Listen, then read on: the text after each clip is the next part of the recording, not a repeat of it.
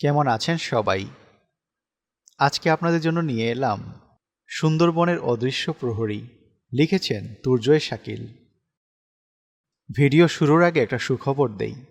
জনপ্রিয় লেখক তুর্জয় শাকিলের লেখা নতুন বই আটেশ্বরী আসছে।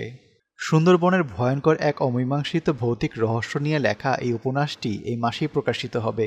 বইটি রকমারি থেকে সরাসরি অর্ডার করতে পারবেন।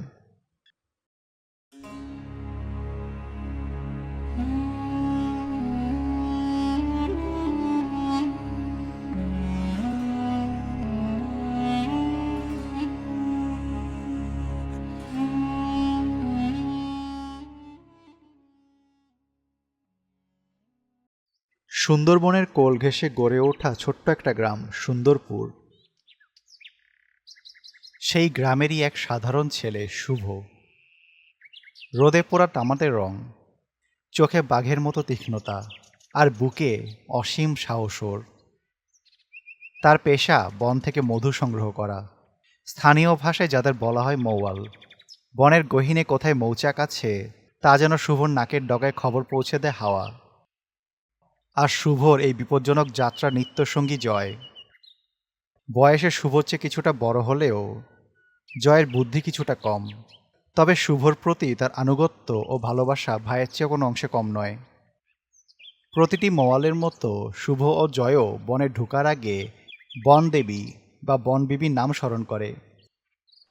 কারণ সুন্দরবন শুধু সুন্দর নয়, সুন্দরবন এক অপার রহস্য আর আতঙ্কের নাম, যেখানে প্রতি পদক্ষেপে লুকিয়ে আছে মৃত্যু। কখনো মেটের সাপের ছদ্মবেশে, কখনো বা নদীর নোলা জলে লুকিয়ে থাকা কুমিরের রূপে। আর সবচেয়ে বড় কথা, ডোরাকাটা দক্ষিণ রায়ের হংকারে। সেদিন ছিল বৈশাখ মাসের শেষ ভাগ। বনে মধুর মৌসুম প্রায় শেষ হয়ে আসছে।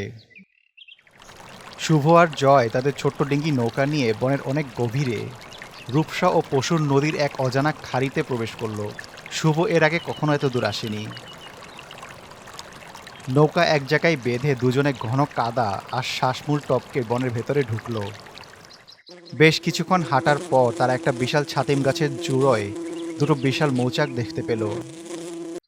আনন্দে জয়ের চোখ চকচক করে উঠল। ও বলল, শুভ দেখ, দুইটা মৌচাক। আজ বনবিবির আশীর্বাদ দে, তাইলে আমাদের ভাগ্য ভালোই। তা যা বলেছিস। তবে বনের অনেক গভীরে চলে আসছি, ঝটপট কাজ শেষ করে ফিরতে হবে। ঠিক আছে, নে উঠে পড় গাছে। শুভ গাছে উঠে ধোয়া দিয়ে সাবধানে মৌমাছি তাড়িয়ে টাটকা খাঁটি মধু সংগ্রহ করতে লাগলো। মধু সংগ্রহ যখন শেষ, ঠিক তখনই একটু দূরে বাঘের একটা গর্জন ভেসে এলো। শুভ গাছ থেকে শব্দটি শুনে চুপ হয়ে গেল। এই দিকে জয় আতঙ্কে গাছে উঠে পড়ল। শুভ ইশারায় জয়কে চুপ থাকতে বলে সাবধানে গাছ থেকে নামল। সে ফিসফিস করে বলল, জয়, শব্দটা নদীর পাড় থেকে আসছে। চল বনের অন্যদিকে যাই, এদিক দিয়ে ঘুরে নদীর পাড়ে আসব। শুভ আর জয় দৌড় দিল জঙ্গলের দিকে। কিছু দূর দৌড়ে যাওয়ার পর তারা এসে পৌঁছালো একটি প্রাচীন মন্দিরের সামনে। কৌতূহল সামলাতে না পেরে শুভ ভেতরে ঢুকল। মন্দিরের ঠিক মাঝখানে এক পাথরের বেদির উপরে বসানো ছিল প্রায় 1 হাত লম্বা নিপুণ কারুকাজ করা একটি রূপার বাঘের মূর্তি। মূর্তিটির চোখ দুটো মূল্যবান লাল জহরত দিয়ে তৈরি, যা অন্ধকার মন্দিরেও জোনাকের মতো জ্বলজ্বল করছিল। শুভ মুগ্ধ হয়ে মূর্তিটির দিকে তাকিয়ে রইল। বনের বিষাক্ত রূপ, দারিদ্র্যের করাঘাত আর ভবিষ্যৎ জীবনের নিশ্চয়তার লোভ মুহূর্তের জন্য তার সরল মনকে গ্রাস করল। সে ভাবল, এই একটি মূর্তি তার আর জয় সারা জীবনের অভাব মিটিয়ে দিতে পারে। শুভ জয়কে ফিস করে বলল, এই বাঘের মূর্তি চুরি করে গ্রামে নিয়ে বিক্রি করব। শুভ, বনের জিনিস বনে থাক, বন বিবির অভিশাপ লাগবি। জয় ওকে নিষেধ করল, কিন্তু লোভের বশে অন্ধ হয়ে জয়ের কথা শুনল না শুভ। মূর্তিটি নিয়ে তারা দ্রুত নৌকার দিকে ফিরে গেল।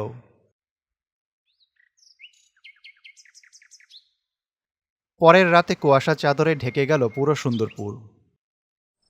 মাঝরাতে গ্রামবাসী শুনতে পেল এক বিশাল বাঘের হাঁটার শব্দ, মচমচ করে বাঁশঝাড় ভাঙার শব্দ, টিলের চালে তীব্র নখের আঁচড়ের আওয়াজ। কিন্তু আশ্চর্যের বিষয় হল, কাদা মাটিতে বাঘের থাবার কোনো ছাপ নেই, আছে কেবল এক অশুভ অদ্ভুত গন্ধ। আশি বাঘের গর্জনে পুরো গ্রামের মানুষের ঘুম ভেঙে বুক কাঁপতে থাকে। পরের দিন রাতে জয় আর সুবল বাজার থেকে ফিরছিল। তাড়াতাড়ি পা চালা সুবল, জ্যোৎস্নাটা মেঘে ঢাকা পড়ল, দেখেছিস? ভয় পাচ্ছিস নাকি? এই পথে তো আমরা হাজারবার হেঁটেছি। হঠাৎ ঝোপের আড়াল থেকে একটা গর্জন ভেসে এলো, কিন্তু সেটা কোনো সাধারণ বাঘের নয়, যেন মাটির নিচ থেকে আসছে। ওটা ওটা কিসের শব্দ? সুবলের গলা কেঁপে উঠল।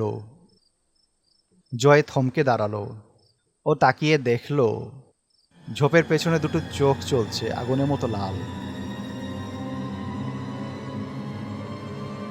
ধীরে ধীরে একটা বাঘের অবয়ব বেরিয়ে এলো, কিন্তু তার শরীর দিয়ে চাঁদের আলো সোজা চলে যাচ্ছে। সুবল, ওর শরীর নেই, অশরীরী।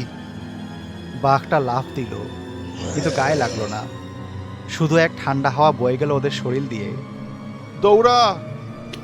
দুজনে প্রাণপণে ছুটল। পেছনে সেই ভুতুড়ে গর্জন তাড়া করে আসছিল। গ্রামের প্রথম বাড়ির আলো দেখে ওরা হাঁপাতে হাঁপাতে থামল। পেছনে ফিরে দেখল, অন্ধকার জঙ্গল নিস্তব্ধ, যেন কিছুই হয়নি। বড় বাঁচা বাঁচলাম রে সুবল। গ্রামে হাহাকার পড়ে গেল। বয়স্করা বলতে লাগলো, বনবিবি রুষ্ট হয়েছেন, বনের কোনো অপদেবতা গ্রামে ভর করেছে। জয় শুভকে এসে কাঁদো কাঁদো গলায় বলল, শুভ, মূর্তিটা ফিরিয়ে দে ভাই, নাইলে আমরা কেউই বাঁচুম না। অশরীরী এক বাঘ গ্রামে আসছে, সে যে কোনো সময় গ্রামের মানুষের উপরে আক্রমণ শুরু করবে। এদিকে গ্রামের এই ভয়ানক পরিস্থিতিতে মাতব্বর খবর দিলেন এক সাধক তান্ত্রিককে। সে বনের সীমানায় এক কুঁড়ে ঘরে থাকত। তার নাম কালীচরণ তান্ত্রিক। লোকে বলে তিনি বনের ভাষা বোঝেন এবং অলৌকিক শক্তিকে দমন করতে পারেন। বিকেলে তান্ত্রিক গ্রামে এলেন। গ্রামে পা দিতেই তিনি থমকে দাঁড়ালেন। নাকে বাতাস শুকে নিয়ে তিনি গম্ভীর গলায় বললেন, এ সাধারণ কোনো বাঘ নয়, এ হলো বন ভৈরবী, বনের প্রাচীন প্রহরী। কেউ বনের পবিত্র সম্পদ চুরি করে এনেছে। অপবিত্র লোভের ছায়া পড়েছে এই গ্রামে। তান্ত্রিকের কথা শুনে গ্রামের মানুষ একে অপরের দিকে তাকাতে লাগলো। শুভর বুক দুরু করে কাঁপছিল। তার আর সহ্য হলো না। সে সবার সামনে সব স্বীকার করল। সে গর্ত থেকে সেই রূপার বাঘের মূর্তিটি বের করে তান্ত্রিককে দেখালো। গ্রামবাসীরা শুভর উপরে ক্ষিপ্ত হয়ে উঠল। অনেকে তাকে মারতে উদ্যত হলো, কিন্তু তান্ত্রিক কালীচরণ তার হাত তুলে সবাইকে থামিয়ে দিলেন। তিনি মূর্তিটির দিকে তাকালেন, তারপর শুভর চোখের দিকে গভীরভাবে চাইলেন। তান্ত্রিক বললেন, লোভ মানুষের একটি দুর্বলতা, কিন্তু নিজের ভুল স্বীকার করার জন্য যে সততার প্রয়োজন তা সবার মধ্যে থাকে না। শুভ, তুই সত্য কথা বলে তোর চরম সততার পরিচয় দিয়েছিস, কিন্তু অপদেবতার ক্রোধ শান্ত করতে হলে তোকে সাহস দেখাতেই হবে। যে পাপ তুই করেছিস তার প্রায়শ্চিত্ত তোকেই করতে হবে। আমার গ্রামের মানুষকে বাঁচাতে আমি যে কোনো কিছু করতে রাজি। বলুন আমাকে কি করতে হবে? শুন শুভ, আজ অমাবস্যার রাত। আজ রাতে এই ভৌতিক বাঘ তার পূর্ণ রূপ নিয়ে গ্রাম ছারখার করতে আসবে। তোকে একা এই মূর্তি নিয়ে বনের সে পুরনো মন্দিরে ফিরে যেতে হবে এবং জহরতের চোখে আবার দেবীর জল ছিটিয়ে মূর্তিটিকে তার নিজ স্থানে বসাতে হবে।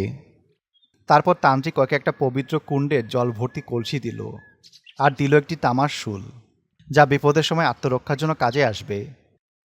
তান্ত্রিক নির্দেশ দিলেন, মনে রাখবি শুভ, পথিমধ্যে বাঘের আত্মা তোকে নানা ছলনায় ভোলাতে চাইবে, তোর চেনা মানুষের গলায় ডাকবে, কিন্তু তুই পেছনে ফিরবি না। মন্দিরে পৌঁছে মূর্তির গায়ে এই কলসি থেকে পবিত্র জল ছিটিয়ে তা বেদির উপরে বসিয়ে দিলেই বাঘের আত্মা চিরতরে বন্দী হবে। অমাবস্যার নিভু নিভু রাতে যখন চারিদিকে ঘন অন্ধকারে আচ্ছন্ন, শুভ একা একই ডিঙি নৌকা নিয়ে বনের উদ্দেশ্যে রওনা হলো। জয় তার সঙ্গে যেতে চেয়েছিল, কিন্তু তান্ত্রিক তাকে বারণ করল, কারণ এই লড়াই শুধু শুভর নিজের পাপ ও সাহসের। বনের ভেতরে ঢুকতেই পরিবেশ যেন জমে বরফ হয়ে গেল। বাতাস প্রচণ্ড বেগে বইতে লাগলো। শুভ হাতে মশাল ও তান্ত্রিকের দেওয়া জিনিসগুলো ও রূপার মূর্তি নিয়ে এগিয়ে চলল।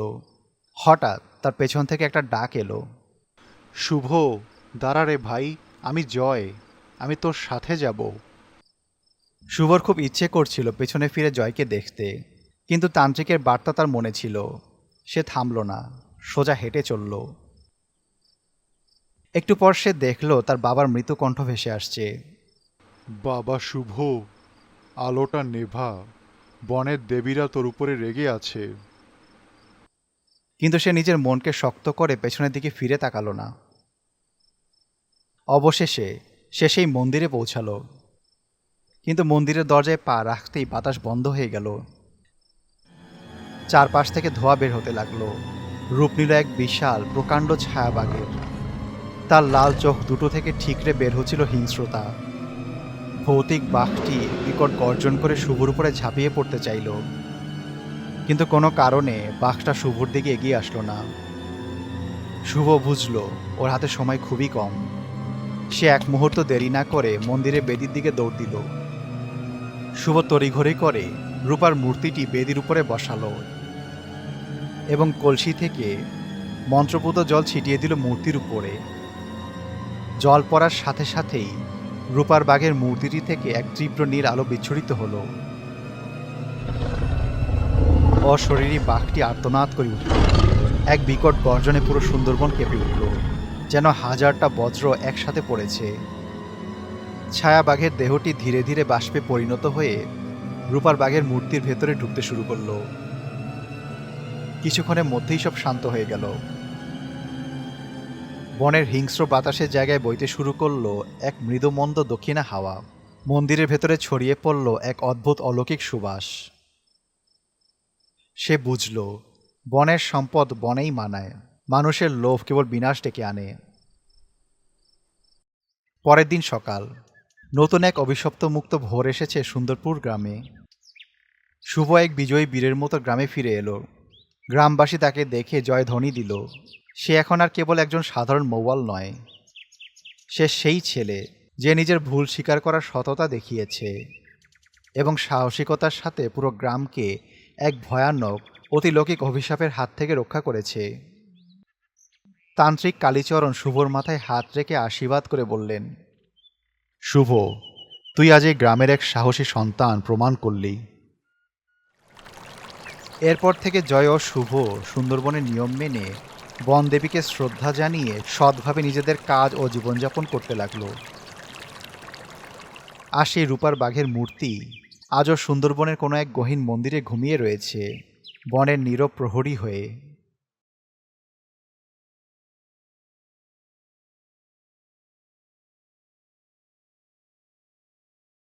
Animated stories, best channel you ever seen. Animated stories, you are in a horror dream. Animated stories, you just take the bloody cream. Go and get the popcorn and you're ready for the horror team. Animated stories, best channel you ever seen. Animated stories, you are in a horror dream. Animated stories, you just take the bloody cream. Go and get the